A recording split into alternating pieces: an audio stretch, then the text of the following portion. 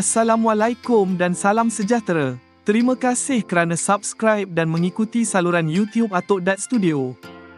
Siri ini menerangkan keperluan penilaian awal untuk merumus dan membangunkan pelan keselamatan dan kesihatan pekerjaan atau pelan fasah pembinaan sebagaimana dikehendaki di bawah Peraturan 13, Pelan Fasah Pembinaan, Peraturan-Peraturan Keselamatan dan Kesihatan Pekerjaan, Kerja Pembinaan, Reka Bentuk dan Pengurusan 2024. Untuk menjalankan penilaian awal, sumber suapan yang diperlukan ialah dokumen kontrak, peruntukan perundangan, lawatan tapak dan penglibatan masyarakat setempat. Dokumen berkaitan dengan kontrak yang perlu dilihat termasuk lukisan, spesifikasi, senarai bahan dan lain-lain dokumen berkaitan. Perkara atau aspek yang perlu diteliti adalah skop kerja, jadual dan garis masa projek, aktiviti utama dan sub-aktiviti, sumber yang diperlukan seperti tenaga kerja, loji dan bahan, potensi hazard dan risiko, potensi aktiviti berisiko tinggi dan lain-lain faktor yang mengekang pelaksanaan projek.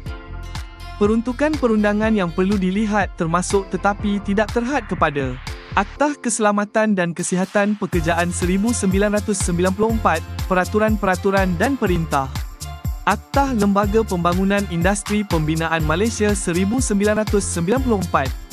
Aktah Kualiti Alam Sekitar 1974, Aktah Jalan, Peparitan dan Bangunan 1974, Undang-Undang Kecil Seragam Bangunan 1984, Aktah Standard Minimum Perumahan, Penginapan dan Kemudahan Pekerja 1990, Aktah Perkhidmatan Bomba 1988, Aktah Pemusnahan Serangga Pembawa Penyakit 1975 dan lain-lain peruntukan perundangan yang berkaitan. Selain itu, rujukan yang perlu dilihat termasuk Kod Tatah Amalan Industri, piawaian dan garis panduan.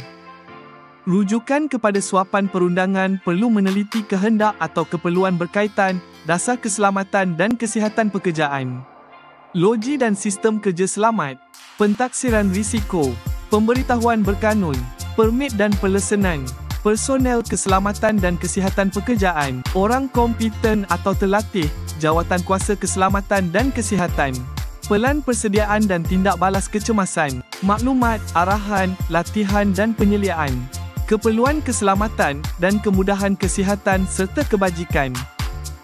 Semasa melakukan lawatan tapak, perkara atau aspek yang perlu dilihat termasuk lokasi dan keadaan fizikal tapak, penggunaan tanah sebelumnya, hartanah dan infrastruktur sekitar, laluan masuk utama, halangan permukaan seperti pokok, papan tanda, talian kuasa atas dan sebagainya, utiliti bawah tanah seperti kabel elektrik, paip air dan gas, sistem pembetungan dan fiber telekomunikasi, dan kejiranan. Perkara-perkara yang perlu diteliti termasuk topografi, saliran dan kestabilan tanah, tanah tercemar, hartanah dan infrastruktur sekitar yang terjejas, kesesakan aliran trafik, kekangan halangan permukaan seperti pokok, papan tanda, talian kuasa atas dan sebagainya, utiliti bawah tanah seperti kabel elektrik, paip air, paip gas, sistem pembetungan dan fiber telekomunikasi yang terjejas, dan ciri-ciri kejiranan. Masyarakat dan pihak setempat yang perlu dilibatkan termasuk pemimpin masyarakat, polis dan juga pihak berkuasa tempatan yang berkaitan. Di antara maklumat yang perlu diperolehi daripada pemimpin masyarakat setempat ialah isu sosial yang berpotensi dan kebimbangan serta jangkaan masyarakat. Melalui pihak polis dan lain-lain pihak berkuasa tempatan, maklumat yang perlu diperolehi termasuk potensi risiko berkaitan jenayah dan potensi risiko sosial.